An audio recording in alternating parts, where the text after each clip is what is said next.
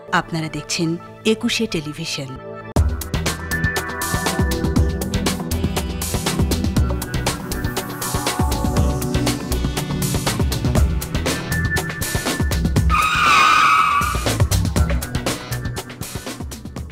সম্মানিত দর্শক, সবাইকে স্বাগত জানাচ্ছি নিটোলটাটা 21 রাতের আজকের আয়োজনে।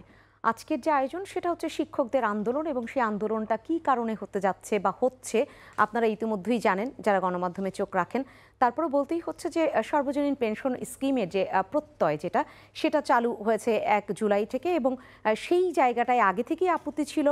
একদম শিক্ষকরা এই আপত্তি তুলেছেন, তাদের মর্যাদার সাথে সম্পর্কিত এটা, তাদের আত্মমর্যাদা ক্ষুণ্ণ হবে, নানান কিছু।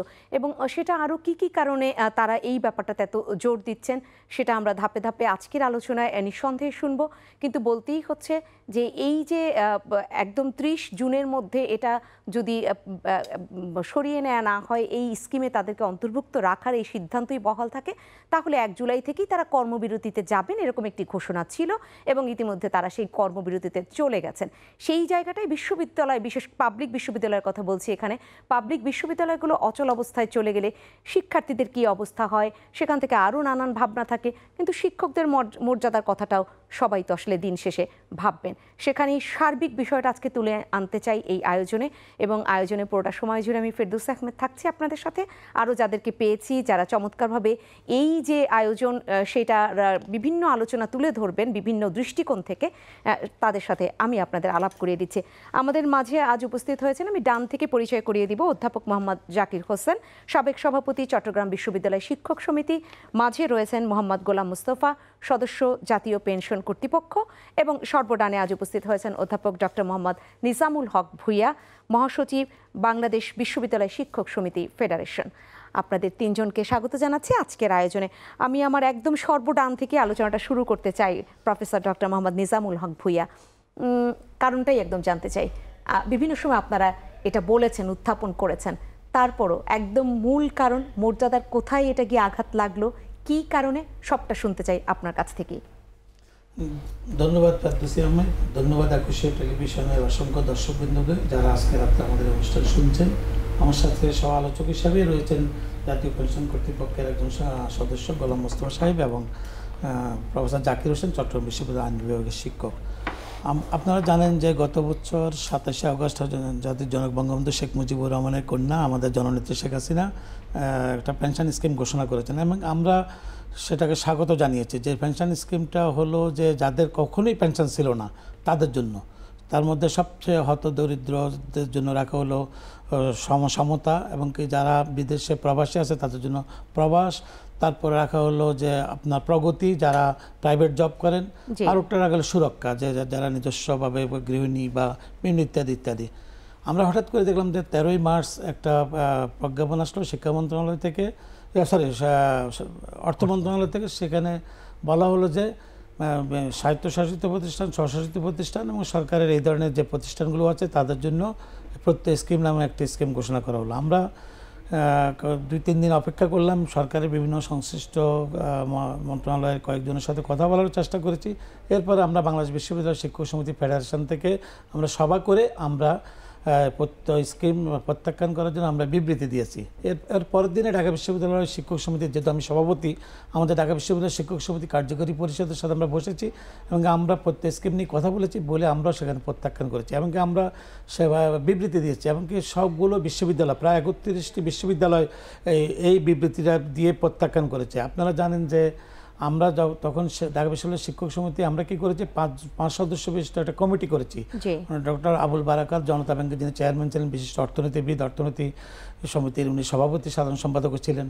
আমাদের বারকাত স্যার ছিলেন, আমাদের অর্থনীতি বিভাগের চেয়ারম্যান ডক্টর মাসুদা ছিলেন, আমাদের ডক্টর শাহাদাত ছিলেন অর্থনীতি বিভাগের, আমাদের শিক্ষক সমিতির একজন কোষাধ্যক্ষ ডক্টর মাসুদ ছিলেন, এবং আমাদের সচিব ছিলেন আমাদের ফাইন্যান্স বিভাগের। ওনারা মূল্যায়ন করে দিয়েছে আগে কি সুবিধা পেতাম, আমরা এখন কি পাচ্ছি। তো আমাদের বক্তব্য হলো যে কোনো মানুষ যখন একটা সুবিধা থাকে, সুবিধা বেশি নিতে চায় অথবা ওই জায়গায় অবস্থান করতে চায়। এখন প্রত্যেক স্কিমটা দেওয়ার পর আমাদেরকে মনে হচ্ছে যে আমাদের সুবিধাটা কেড়ে নেওয়া হলো, এবং আমরা বিচার বিশ্লেষণ শুধু আমি তো এখন আমি মুখপাত্র স্পোক্সম্যান হিসাবে আমি হয়তো কথা বলতে পারি, যেমন গোলাম মোস্তফা সাহেব আসছেন, উনি স্পোক্সম্যান হিসাবে হয়তো কথা বলবেন মন্ত্রণালয়ের বা পেনশন এর পক্ষ থেকে।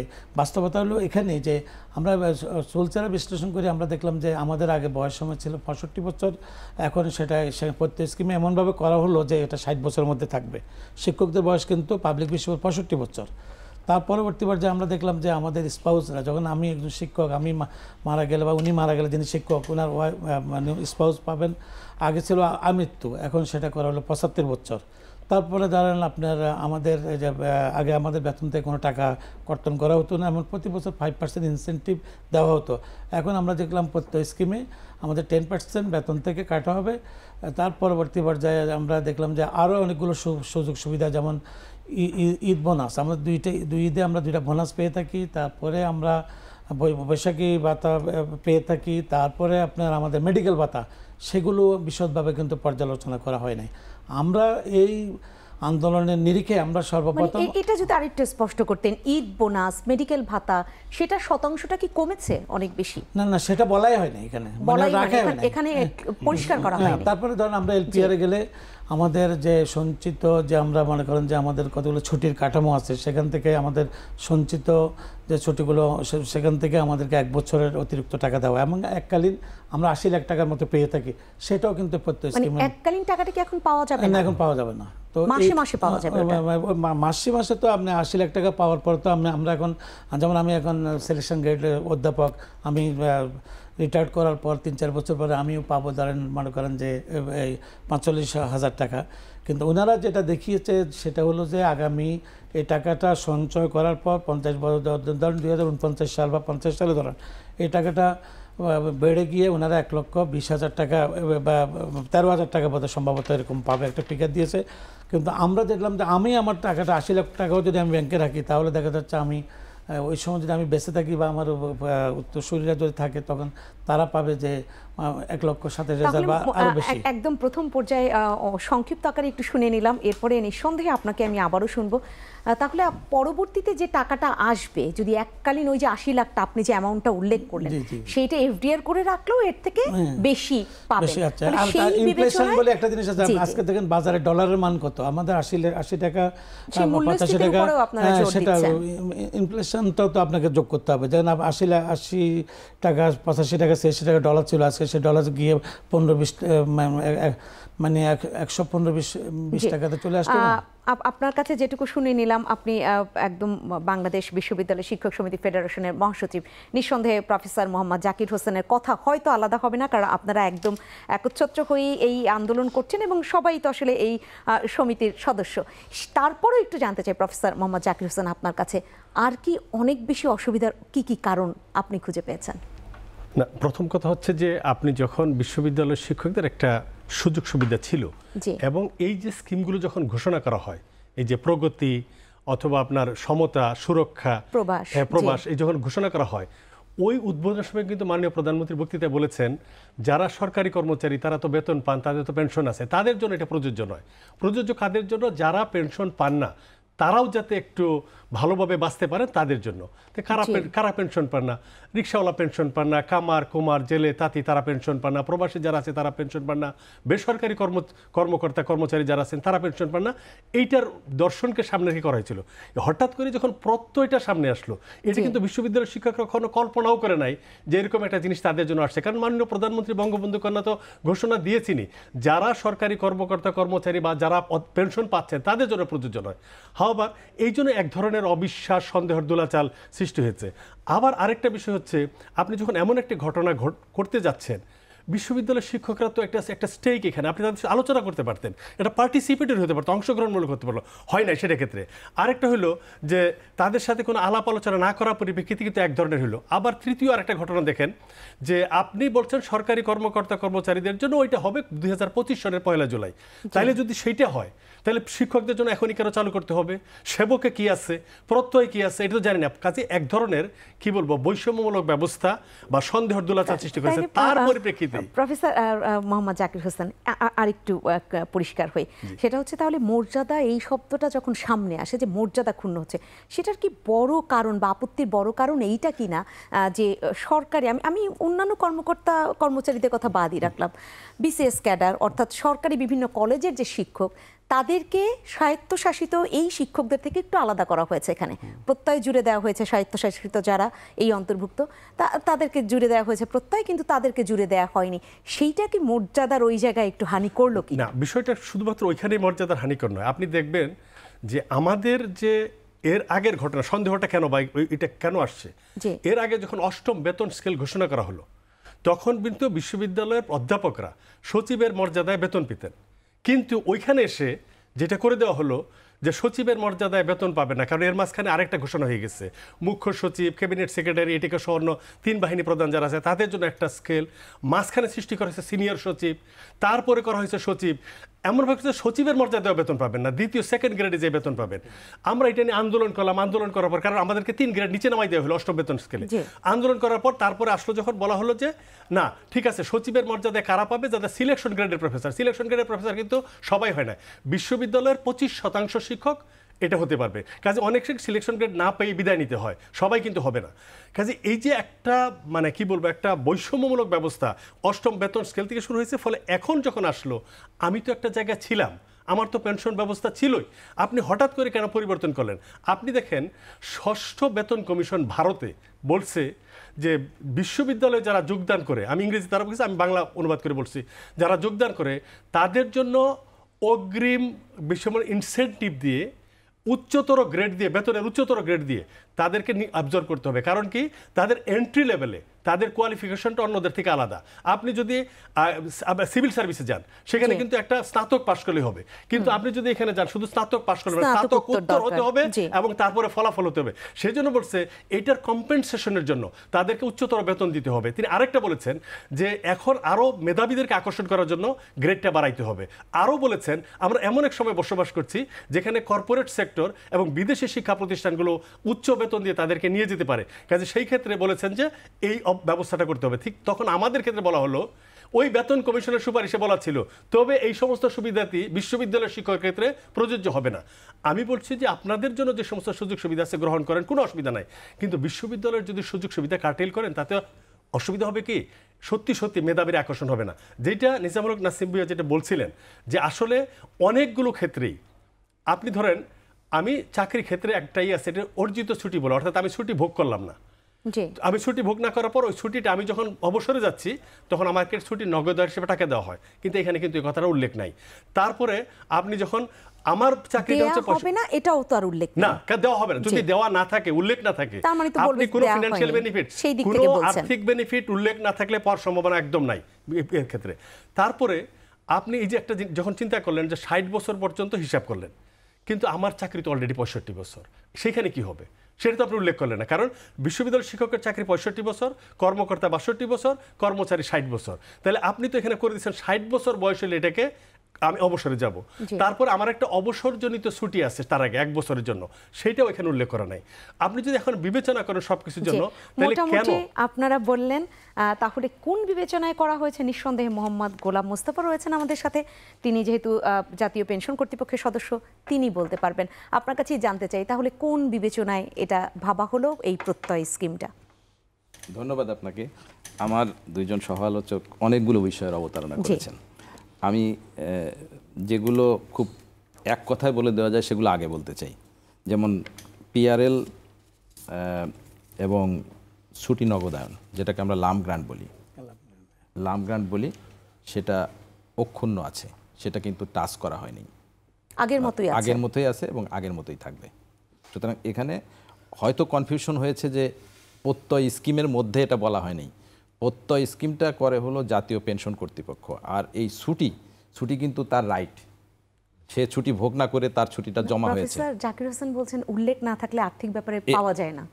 না, ওইটা হলো কি, যেমন ধরেন আগে যখন ছিল সরকারি চাকরি আইন হওয়ার আগে পেনশনের জন্য একটা আলাদা আইনই ছিল 74-এর, ঠিক আছে? এখন কিন্তু তা নাই, এখন সরকারি চাকরি আইন আছে, স্বায়ত্তশাসিত প্রতিষ্ঠানের জন্য কতগুলো অনুচ্ছেদ কার্যকর করে পরে অ্যামেন্ডমেন্ট করা হয়েছে। তা আমি এটুকু বলতে চাই যে জমাকৃত ছুটি যেটা, অর্জিত ছুটি যেটা, এটা তার রাইট, এটাকে কোনো অবস্থায় হাত দেওয়া হয়নি, এটা অক্ষুণ্ণ থাকবে, অটুট থাকবে। তারপরে আর একটা ইস্যু আসছে যে মাননীয় প্রধানমন্ত্রী যখন ঘোষণা দেন তখন বলেছিলেন, যখন উদ্বোধন করেন 17 আগস্ট 2023, উনি বলেছিলেন যে যারা পেনশন পান না তাদের জন্য এই স্কিম করে দিচ্ছি, এটা বলেছিলেন এবং উনি যথার্থই বলেছিলেন। আমি দৃষ্টি আকর্ষণ করব জাতীয় পেনশন ব্যবস্থাপনা আইন 2023-এর 14-2 ধারায়।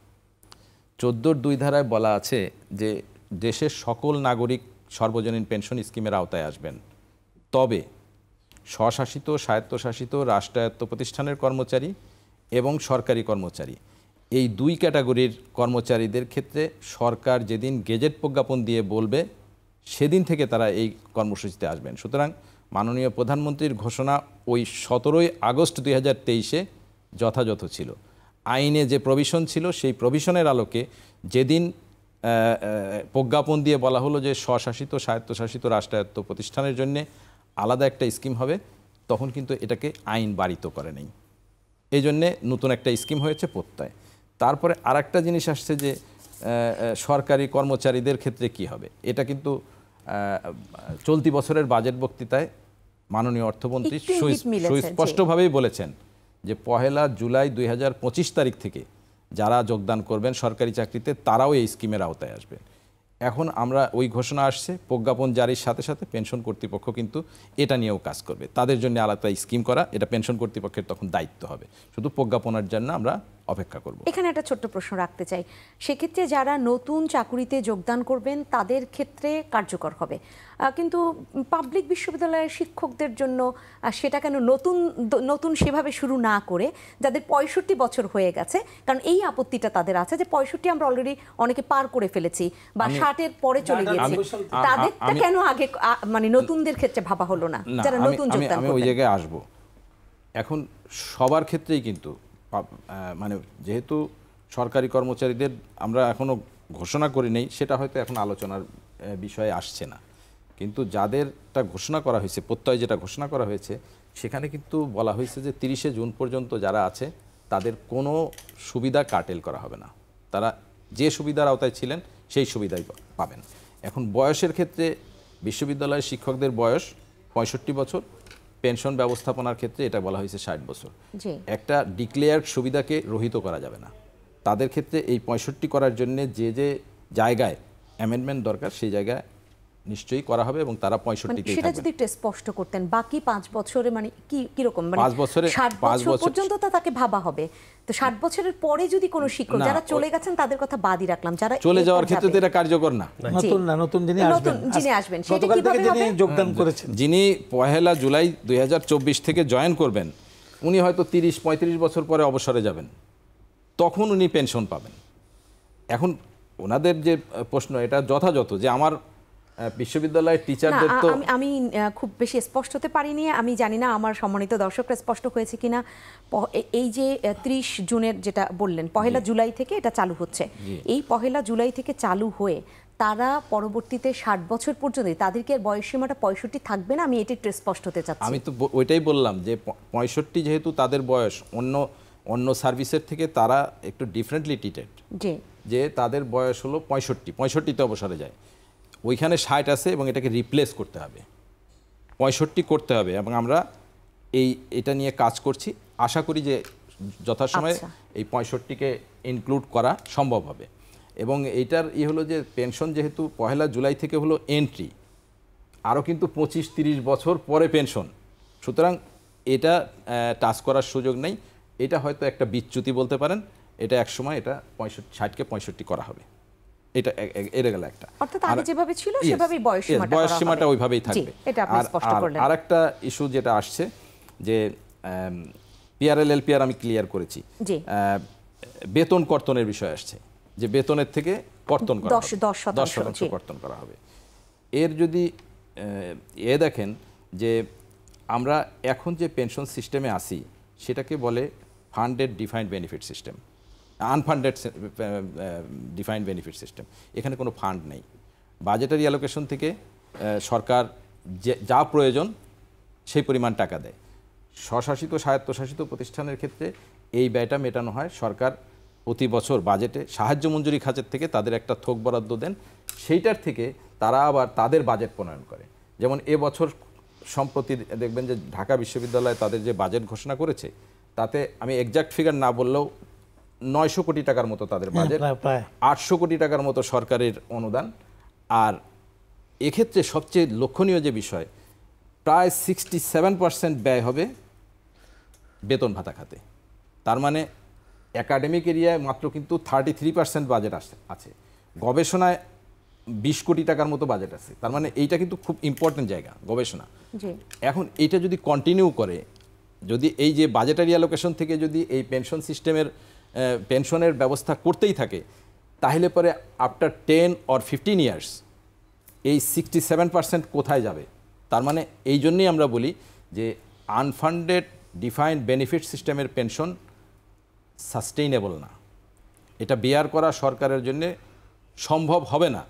এখনই আপনার প্রজেক্ট করতে হবে, এবং এই জন্যেই 2004 সন থেকে ইন্ডিয়ান সরকার কিন্তু এটাকে ডিফাইন্ড বেনিফিট সিস্টেম থেকে ডিফাইন্ড কন্ট্রিবিউটরি সিস্টেমে গেছেন, এবং কন্ট্রিবিউটরি সিস্টেমে বেতন থেকে এই কাটতে হয়। এবং সেটা আপনি যুক্তিগুলো তুলে ধরেন, আবারও পরে আপনাকে শুনবো, কিন্তু যে কথাটা একদম প্রফেসর মোহাম্মদ জাকির হোসেন তুলেছেন, প্রফেসর নিজামুল হক ভূঁইয়া তুলেছেন, যে আলোচনা করা তো যেতে পারতো, আলোচনা না করে কেন এই সিদ্ধান্ত হলো এই শিক্ষকদের সাথে, এটা ছোট্ট করে শুনে আমি বিরতিতে যাব। আচ্ছা, আলোচনার বিষয়টা কি, এখন আমি রিপ্রেজেন্ট করছি পেনশন কর্তৃপক্ষকে, জাতীয় একেবারেই ছোট্ট করে শুনছি, বাকিটা বলার থাকলে পরে শুনবো। জাতীয় পেনশন কর্তৃপক্ষ হলো এক্সিকিউট করে, পলিসিটা এক্সিকিউট করে জাতীয় পেনশন কর্তৃপক্ষ। তো পলিসি তৈরি করার পর আমাদেরকে বলেছে যে you just execute it. Execute করার জন্য আমাদের যে করণীয় সেটা আমরা করেছি। আপনি চমৎকারভাবে ব্যাখ্যাটা দিলেন যে আপনি যেহেতু বলাই যেতে পারে এক্সিকিউশনের দায়িত্বে আছেন, সেটা করেছেন। কেন আলোচনা হয়নি সেটা অবশ্য বলতে পারবেন, আমি সেই আলোচনা নিয়েও ফিরবো, সেই আলোচনাটা হয়তো বের হয়ে আসবে কারা বসতে পারতেন শিক্ষকদের সাথে সেই আলোচনায়। আপনারা রয়েছেন তিনজনই। সম্মানিত দর্শক, নিটোলটার 21 রাতের সময় হয়েছে একটা ছোট্ট বিরতি শেষ করে আমরা আবারও আজকের এই যে আলোচনা এখানে প্রবেশ করব, আপনারা নিঃসন্দেহে সেই আলোচনায় থাকবেন।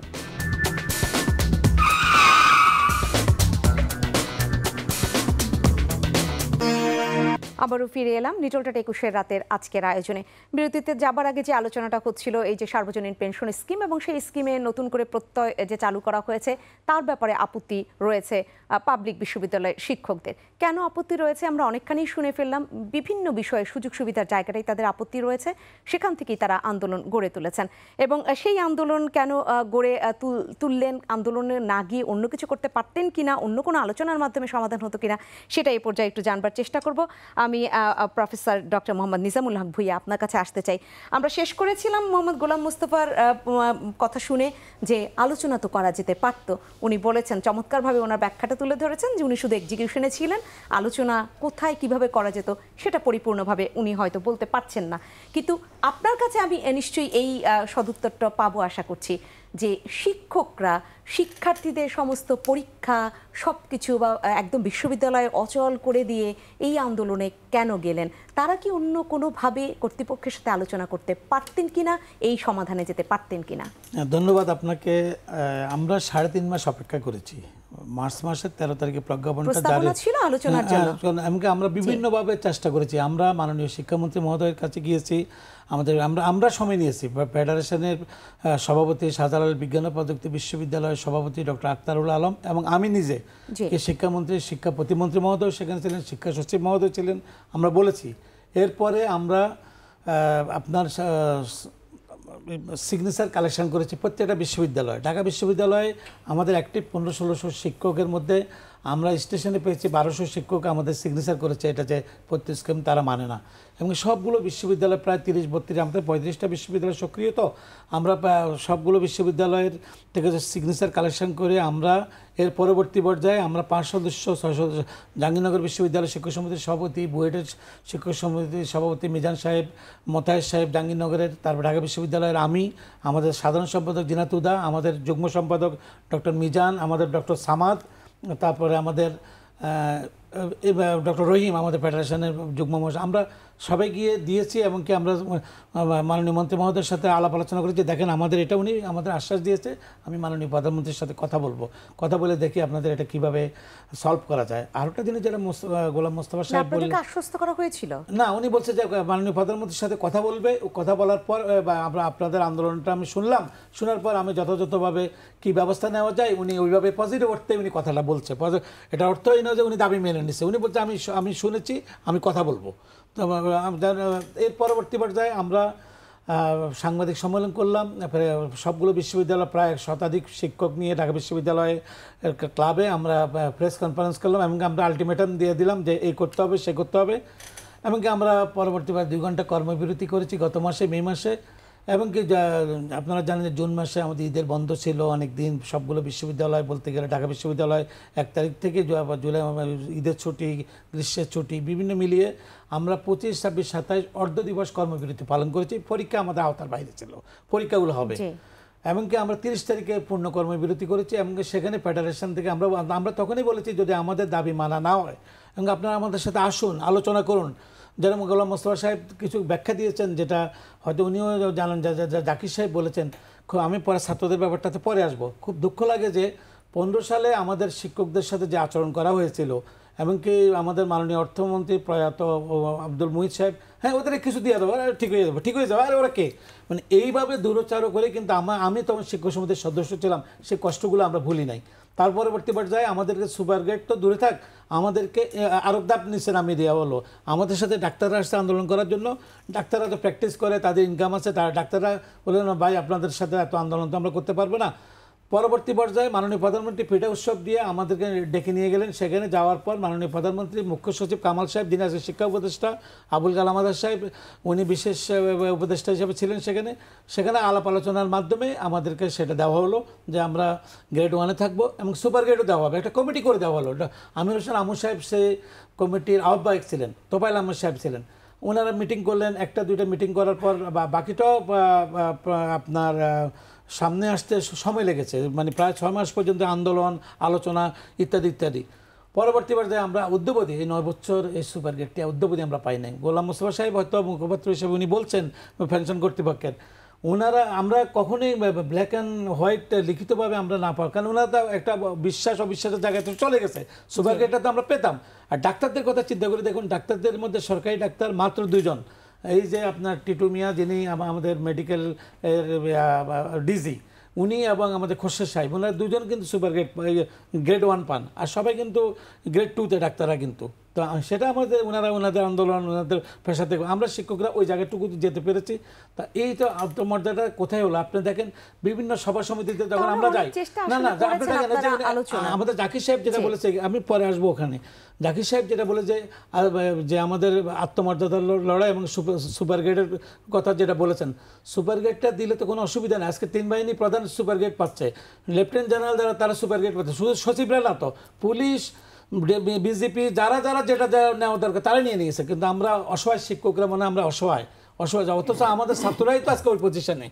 পুলিশ বলেন, আর্মি বলেন, আমাদের কর্মকর্তা বলেন, আমাদের গোলাম মোস্তফা সাহেব তো বিশ্ববিদ্যালয়ের শিক্ষার্থী ছিলেন, উনি হয়তো চাকরির দায়িত্ব পারেন, হয়তো এখন আমার প্রতিপক্ষ হিসাবে হয়তো কথা বলছে বা পক্ষ হিসাবে কথা বলছে বা যুক্তি দিচ্ছে পক্ষে বিপক্ষে। আমরা বলছি আমার পরিবারের সদস্য তো সরকারি চাকরি করে, ওনার পরিবারের সদস্য তো সরকারি চাকরি করে। আমি যে ইনস্টিটিউটের অধ্যাপক, পুষ্টি ও খাদ্য বিজ্ঞান ইনস্টিটিউট, সেখানে আমার একজন শিক্ষকের ওয়াইফ মুশফিকা, উনি খাদ্য সচিব হয়ে রিটায়ার্ড করেছেন, এখন একজন সচিব আছেন। তো কিন্তু আমাদের দুঃখ লাগে যে আমরা বাধ্য হয়েছি, আমাদের শিক্ষকরা, আমরা ফেডারেশন আন্দোলন করেছি, আমরা আন্দোলন যেতে চাই না, তারপরে আমরা চাই না আমাদের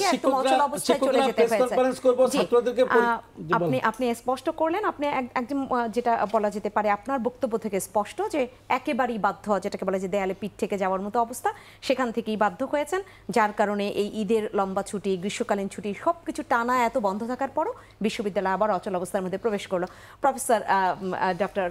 প্রফেসর মোহাম্মদ জাকির হোসেন, আপনার কাছে আমি আপনার পূর্ববর্তী পরবর্তী বক্তব্য থেকে একটু আসতে চাই। আপনি বলছিলেন ভারতের একটি উদাহরণ টেনে যে এরকম ওখানে অনেক বেশি সুযোগ সুবিধা দেয়া হচ্ছে বা তারা চিন্তা করছে যে এরা হয়তো পাবলিক বিশ্ববিদ্যালয়ে না থেকে এরা প্রাইভেট বিশ্ববিদ্যালয়ে চলে যেতে পারে, উচ্চ বেতন দিয়ে তাদেরকে নিয়ে যেতে পারে। আপনাদের ব্যাপারে একটা বড় অভিযোগ তোলা হয় পাবলিক বিশ্ববিদ্যালয়ের যারা শিক্ষক রয়েছেন যে এরা তো সান্ধ্যকালীন কোর্সে হয়, এরা ভিজিটিং ফ্যাকাল্টি হিসেবে এমনিই বিভিন্ন প্রাইভেট ইউনিভার্সিটিতে যায়, এরা আরও অনেক বেশি ইনকাম করে। সেখান থেকে কি ভাবা এরকম হচ্ছে কিনা যে তাদের একটু টাকা পয়সা কম হলেও হবে? একেবারেই সাধারণ মানুষের প্রশ্ন এটা। ওকে, আপনি উত্তরটা দিবেন। আমি ওখানে যাওয়ার আগে আরেকটা জায়গা আমি টাচ করতে চাই যেটা এতে আসে নাই।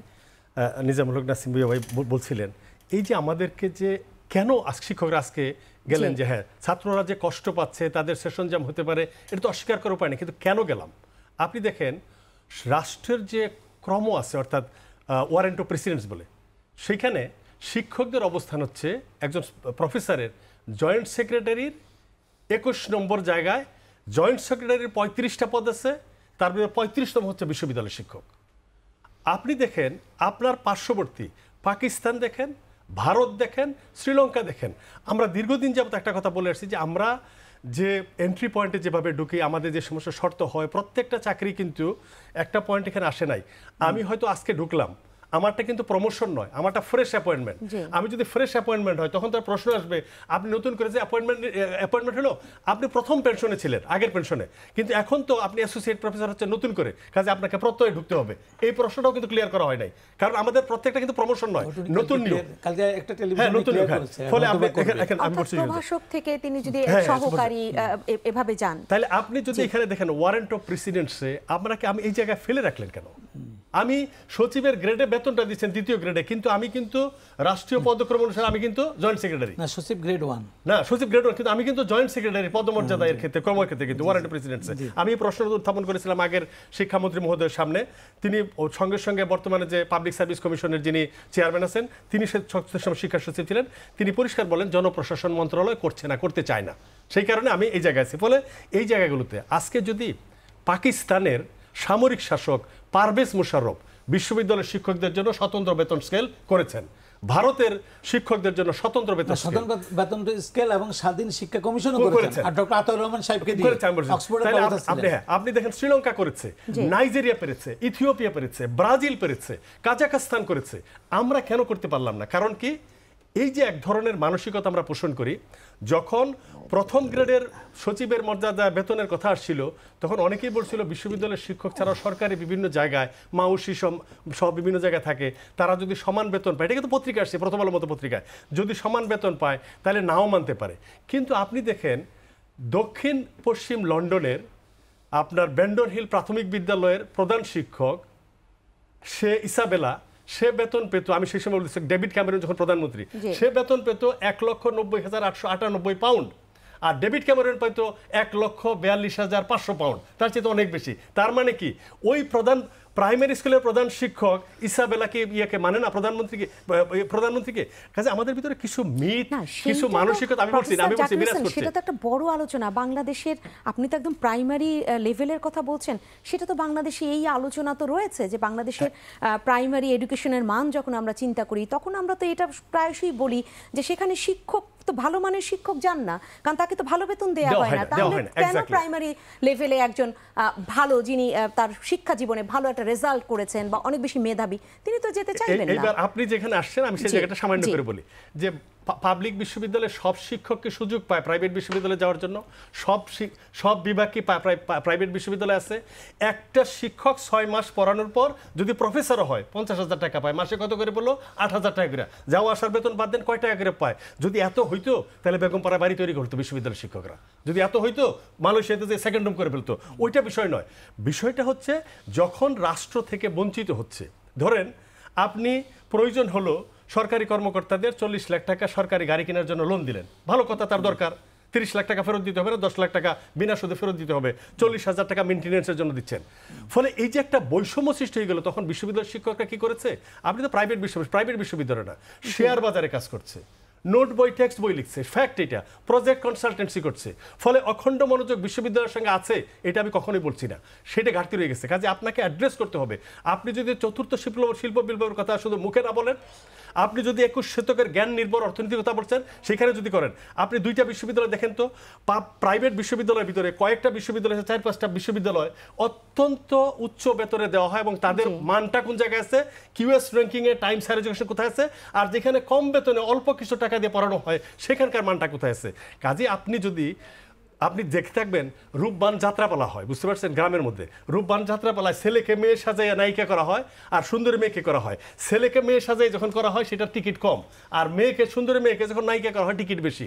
সরকারকে সিদ্ধান্ত গ্রহণ করতে হবে কোন ধরনের যাত্রাপালায় যাবেন, ছেলেকে মেয়ে সাজানো হয় যেটি সেটা যাবেন, নাকি সুন্দরী নায়িকাকে দিয়ে যাত্রাপালা করবেন। কাজে শিক্ষার এমন একটা সময় আসছে এখন বিবেচনা করার জন্য আপনাকে এটা মাথায় নিতে হবে যে আমরা আসলে কি করতে চাই, কিভাবে মূল্যায়ন হবে সেই প্রশ্নটাই উঠলো। মোহাম্মদ গোলাম মুস্তাফা, আপনার কাছে আসতে চাই।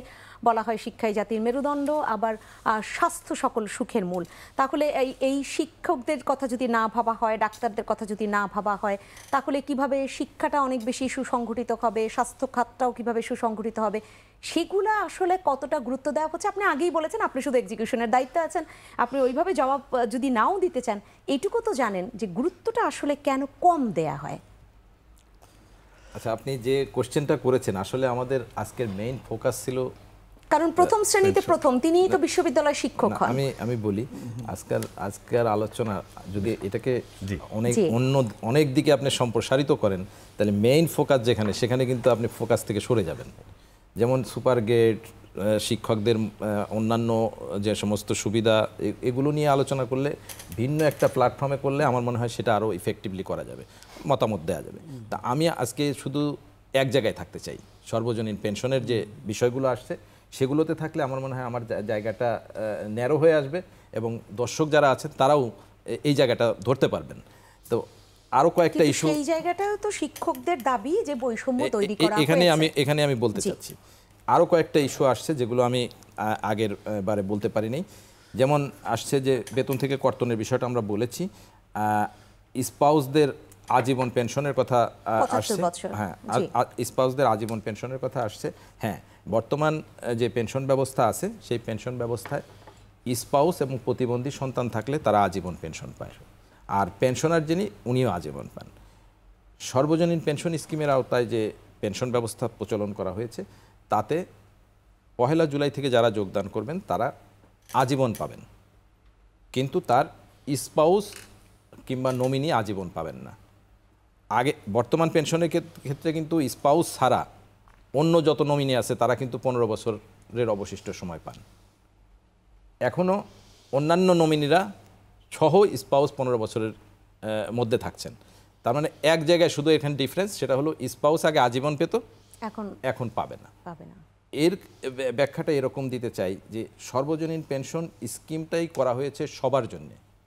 আমার স্পাউস যদি চাকরি করেন তাহলে চাকরি ক্ষেত্রে সে যে কোনো একটা স্কিমে যাবে, যদি চাকরি না করেন সেলফ এমপ্লয়েড হিসাবে সুরক্ষায় যাবে। তার মানে তার কিন্তু রাষ্ট্রীয় কাঠামোর মধ্যে সোশ্যাল সেফটি নেটে ঢোকার সুযোগ রাখা হচ্ছে নতুন সিস্টেমে। যে জায়গাটা গ্যাপ আছে সেই গ্যাপটা ওইভাবে পূরণ হতে পারে। আর একটা ইস্যু আসছে যে আগে বোনাস না, এখন আমি আসি, এটা একটু ব্যাখ্যা দিলাম। এখন আসছে যে ঈদ বোনাস এখানে নাই, বৈশাখী ভাতা নাই, মেডিকেল ভাতা নাই, আনুতোষিক নাই, এই কথাগুলো আসছে। আপনি যদি আমাদের প্রত্যয় স্কিমটা দেখেন, প্রত্যয় স্কিমে যে কোনো একটা থ্রেশহোল্ডে যান, আপনি দেখবেন যে ধরলাম আমি যে কেউ 30 বছর চাকরি করলো, 30 বছরের থ্রেশহোল্ডে যায় ব্যাখ্যা করলে জিনিসটা ভালো হবে। 30 বছর চাকরি করলে আমরা প্রজেক্ট করেছি যে উনি মাসিক 1,24,660 টাকা মাসিক পেনশন পাবেন। 1,24,660 টাকা আমরা প্রজেকশনে দিয়েছি, এটা সম্ভাব্য, এটা বাড়তেও পারে যদি আমার বিনিয়োগ রিটার্ন বেশি আসে। এখন আসেন যে বিদ্যমান সিস্টেমে উনি কি পান। বিদ্যমান সিস্টেমে 78,000 টাকার স্কেলে যদি একজন কর্মরত থাকেন, উনি মাসিক পেনশন পাবেন ইনিশিয়ালি 35,100 টাকা। উনি গ্র্যাচুইটি পাবেন 80,73,000 টাকা। মাসিক চিকিৎসা ভাতা পাবেন 1,500 টাকা। উৎসব ভাতা পাবেন 2 ঈদে 70,200 টাকা, জি, আর নববর্ষ ভাতা পাবেন 7,200 টাকা।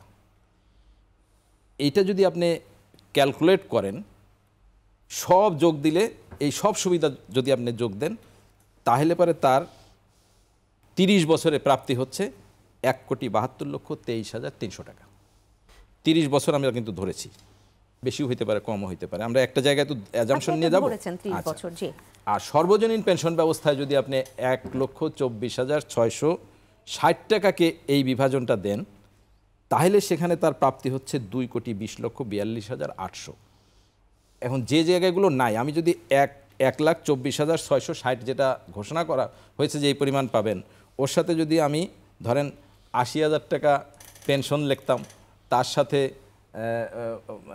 মেডিকেল লিখতাম 1500, তার সাথে উৎসব ভাতা লিখলাম ওইভাবে, তার মানে একটা কনসলিডেটেড ফিগারের মধ্যে বলে এভরিথিং ইনক্লুডেড। গোলাম মুস্তাফা, আমার যেহেতু সময় শেষ, আমার মনে হয় দর্শকরা এই বিষয়টা স্পষ্ট হয়েছে। আর একটা বিষয় আপনি একটু স্পষ্ট করবেন, তারপরে আমাকে মোটামুটিভাবে আর 1 মিনিট করে শুনে শেষ করতে হবে। সেটা হচ্ছে প্রফেসর মোহাম্মদ জাকির হোসেন যে আলাপগুলো তুলেছেন, যে প্রত্যেকটাই নতুন করে আবার এক ধরনের জয়েন করা, প্রভাষক সেখান থেকে সহকারী বা তিনি সহযোগী। আমি আপনার প্রশ্ন বুঝেছি, এটা বুঝেছি। সেটা হলো, এটাকে বলে সার্ভিস প্রোটেকশন।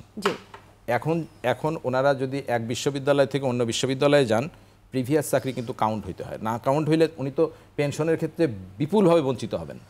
এটাকে বলে service protection and pay protection. Service protection and pay protection কখনো রহিত করা হয় নাই এবং রহিত করার সুযোগও নেই। এরা যিনি 30শে জুন পর্যন্ত যে কোনো বিশ্ববিদ্যালয়ে ঢুকেছেন, ওনার প্রিভিয়াস যে পেনশন সিস্টেম, যদি উনি থ্রু প্রপার চ্যানেল আবেদন করে অন্য কোনো বিশ্ববিদ্যালয়ে যান কিংবা অন্য কোনো পদে তার ল্যাটারাল এন্ট্রি হয়, তাহলে তার এই সার্ভিস প্রোটেকশন এবং পে প্রোটেকশন অক্ষুণ্ণ থাকবে। ফলে তিনি আবার নতুন করে এই জাতীয় পেনশন কর্তৃপক্ষের আওতায় প্রত্যয় স্কিমে আসতে হবে না। জি, আমাকে মোটামুটি 1 মিনিট যেহেতু শুনে শেষ করতে হবে সবাইকে, সেই জায়গাটায় প্রফেসর ডক্টর মোহাম্মদ নিজামুল হক ভূঁইয়া, আপনি কি বলবেন, কিভাবে আসলে এটা সমাধান হতে পারে? আমি মনে করি মাননীয় প্রধানমন্ত্রী এবং অর্থ মন্ত্রণালয় যদি আমাদের সাথে বসে, এবং জাতীয় পেনশন কর্তৃপক্ষ তো এখানে আছেন, উনি আজকে কথা বললেন, এটা আমার মনে হয় সমাধান হতেই পারে। যেমন আমাদের পূর্বের যে আমরা বক্তব্যটা দিয়েছি, আমাদের সুপার গ্রেডটি আমরা 9 বছর পাই নাই। একটি স্বতন্ত্র বেতন স্কেল যদি আমাদের করা হয়, আর আমাদের প্রত্যেক স্কিমটা বা বাদ দিয়ে যদি আগামী বছর যে সেবক যে সেখানে কী সুযোগ সুবিধা থাকে আমরা তো জানি না, সার্বজনীন হলে সার্বজনীন সবার জন্য হোক, আমরা সে জায়গায় যেতে চাই। কারণ আমরা আন্দোলন করতে চাই না, আমরা শিক্ষার্থীদেরকে এভাবে রেখে এটা আমাদের জন্য কষ্টের। কারণ আমরা সেশন জটে পড়বে, আমরা কিন্তু হয়তো স্পেশাল ক্লাস নিয়ে সেটারও পুষিয়ে দিতে পারবো।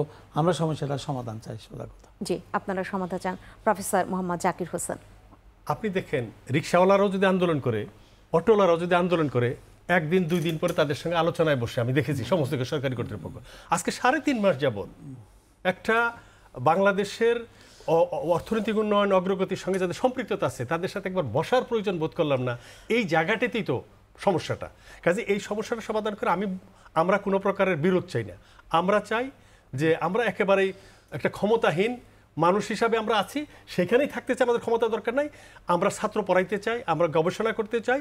সেইটার জন্য বাংলাদেশ সরকার সহ যারা আছেন, যারা বাংলাদেশকে ভালোবাসেন, আমি তাদের কাছে অনুরোধ করব এই সমস্যার সমাধান করার জন্য আলাপ আলোচনা করা। Negotiation is the best possible to resolve any kind of problem. সেটার জন্য আলোচনার জন্য বসেন, আমি আশা করি সমাধানের পথ বের হয়ে আসবে। জি, মোহাম্মদ গোলাম মোস্তফা, আপনি আজকে একদম দুই পাশে 2জন শিক্ষককে বসিয়ে নিয়ে শুনেছেন এবং সেই জায়গাটায় তাদের আন্দোলন যৌক্তিক কিনা সেটা এতক্ষণে আপনি নিঃসন্দেহে স্পষ্ট করেছেন। কি করা উচিত আসলেই তাদের কথা শুনবার জন্য বা এই সমাধানের পথে হাঁটবার জন্য? আসলে আমরা আলোচনা করার পর আমি যে কথাগুলো বললাম, অনেক সমস্যা কিন্তু আমার মনে হয় এগুলোর মাধ্যমে একটু ন্যারো ডাউন হয়ে গেছে। অনেক ইস্যু অলরেডি ওনারা কনভিন্সড হবেন যে ইস্যুগুলো ওনারা উঠিয়েছিলেন তার অনেকগুলোই কিন্তু মানে আপনি যে ব্যাখ্যাগুলো দিয়েছেন সেগুলো, সেটা কি সত্যিই কিনা যে আপনি মোটের উপরে দেখিয়েছেন যে ওইটা 1 কোটি সামথিং, এটা 2 কোটি সামথিং? এটা আমার অঙ্ক আপনার নেয়ার দরকার নেই, আপনি নিজেই এটা করতে পারবেন। এটা তো আমি নিজে কোনো এটা ইনোভেশন না, এটা আমি এক্স্যাক্টলি যা আছে তার যোগফল করেছি মাত্র। ঠিক আছে, তো আমার কথা হলো যে সরকার দেশের সমগ্র জনগোষ্ঠীকে একটা সোশ্যাল সেফটি নেটের আওতায় আনতে চাচ্ছে কেন? আমরা এখন ডেমোগ্রাফিক ডিভিডেন্ডে আছি। 2040-এর পর আস্তে আস্তে এটা কমবে। একসময় আমাদের বয়স্ক জনসংখ্যা বাড়বে, তাদেরকে যদি আমরা একটা নিরাপত্তা বলয়ের মধ্যে না আনতে পারি তাহলে কিন্তু আমরা 41-এ উন্নত স্মার্ট দেশ হতে পারবো না। এই জন্যই সেই উদ্যোগ এবং এই জন্যই ডিফাইন্ড কন্ট্রিবিউটরি পেনশন সিস্টেমের প্রচলন। সেটা তো ছিলই। আমি একদম 15 থেকে 20 সেকেন্ডে শুনতে চাই প্রফেসর ডক্টর মোহাম্মদ নিজামুল হক ভূঁইয়াকে। সত্যিকার অর্থেই মোহাম্মদ গোলাম মুস্তফা যে বিষয়গুলো এখানে অনেক বেশি খোলাসা করলেন, ব্যাখ্যা দিলেন, আপনারা কিছুটা হলেও কনভিন্সড কিনা এটা ছোট্ট করে শুনে নিয়ে শেষ করব। 60 বছরের জায়গায় 65 বছর এটা কারেকশন হবে। আমরা তো এগুলা কারেকশনটা আমরা দেখতে চাই, আমরা ব্ল্যাক অ্যান্ড হোয়াইট দেখতে চাই। কারণ হলো যে আরেকটা কথা উনি বলেছেন যে আমাদের যে অর্জিত ছুটি সেটাও দেওয়া হবে, তাই না? তারপরে এক বিশ্ববিদ্যালয় থেকে আরেক বিশ্ববিদ্যালয় আসলে জব প্রোটেকশন, তারপরে পে প্রোটেকশন সেটা দেওয়া হবে। এগুলো ক্লিয়ার করে দেওয়া উচিত। এটা হলে কিছু হয়তো আমরা মনে করি এতদিন আমরা যেটা আমরা জানতাম না, এখন উনি বক্তব্য দিয়েছেন যেটা মুখপাত্র হিসাবে। আমি মনে করি যে সেটাও কিন্তু অর্থ মন্ত্রণালয়ের প্রজ্ঞাপনের মাধ্যমে এটা আসা উচিত। তারপরে আমাদের অন্য দাবিগুলো তো আছেই, আমরা কিছু দাবি তো আমরা বলবো যে এগুলো নিঃসন্দেহে আরো অনেক আলোচনা হতেই পারে এবং তার মধ্য দিয়ে সবকিছু সমাধান হোক। কারণ শিক্ষার্থীরা যেখানে ক্ষতিগ্রস্ত হয় সেখানে কিন্তু সারা দেশের অভিভাবকরাও ভাবতে থাকেন যে কোনো একটা সমাধানের পথ খুঁজে পাক। আজকে আমরা এখানেই শেষ করছি। অসংখ্য ধন্যবাদ জানাচ্ছি প্রফেসর ডক্টর মোহাম্মদ নিজামুল হক ভূঁইয়া আপনাকে, মোহাম্মদ গোলাম মুস্তফা আপনাকে অসংখ্য ধন্যবাদ এবং প্রফেসর মোহাম্মদ জাকির হোসেন আপনাকে অসংখ্য ধন্যবাদ। সম্মানিত দর্শক, আপনাদেরকে অসংখ্য ধন্যবাদ জানাচ্ছি যারা ছিলেন আজকের আলোচনায়। এবং এরকম একটি স্কিম যেটা সার্বজনীন পেনশন স্কিম, সেখানে প্রত্যয় নতুন করে সংযোজিত হয়েছে, যেটা একদম স্বায়ত্তশাসিত বা পাবলিক বিশ্ববিদ্যালয়ের শিক্ষকদের জন্য, সেই জায়গায় তাদের যে আপত্তিগুলো আছে সেই আপত্তিগুলো যেভাবে দূরীভূত হতে পারে আলোচনা হতেই পারে। আমরাও চাই যে সব ধরনের সমস্যার সমাধান হোক আলোচনার ভিত্তিতে। সেখানে যারা আলোচনায় বসে এই সমাধান খুঁজতে পারবেন তারাই যেন আলোচনায় বসেন। আমরা শুধু প্রত্যাশা রাখতে পারি সামনের দিনে ভালো হোক। সবাই ভালো থাকবেন। শুভরাত্রি।